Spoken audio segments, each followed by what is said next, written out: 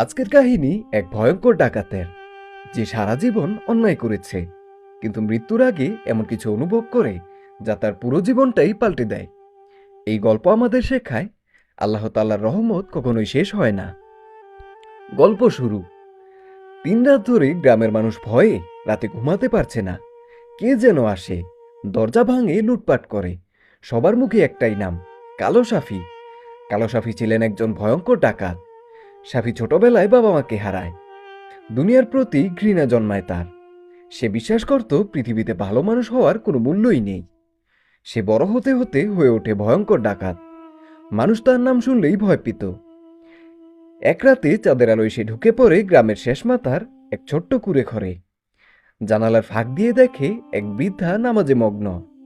নামাজ শেষে বৃদ্ধা বলে উঠলেন, হে আল্লাহ, আমার কিছুই নেই, কিন্তু তুমি আছো।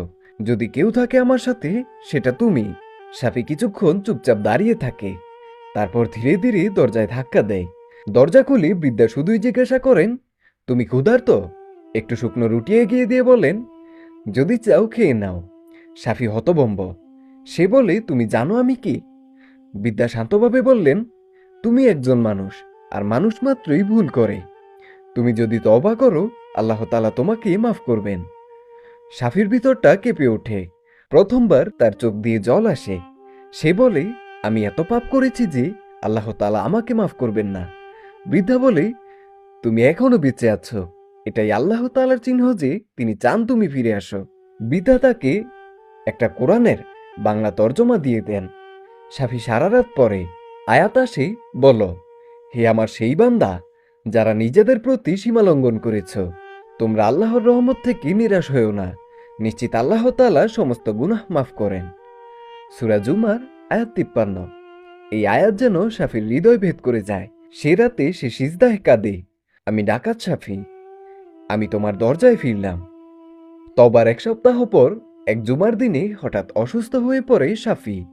বৃদ্ধা পাশে বসে পানি দেন। সাফি বলে, আমি জানি না জান্নাতে যাব কিনা, কিন্তু আমি মৃত্যুর আগে আল্লাহ তাআলাকে চিনেছি, সেটাই আমার শান্তি। গ্রামের মানুষ বিস্ময়ে দেখে সে ডাকাতের জানাজায় শত শত মানুষ। ইমাম সাহেব বললেন, এই মানুষ প্রমাণ করেছে তওবা করলে জান্নাতের দরজা খুলে যায়। আল্লাহ তাকে মাফ করুন।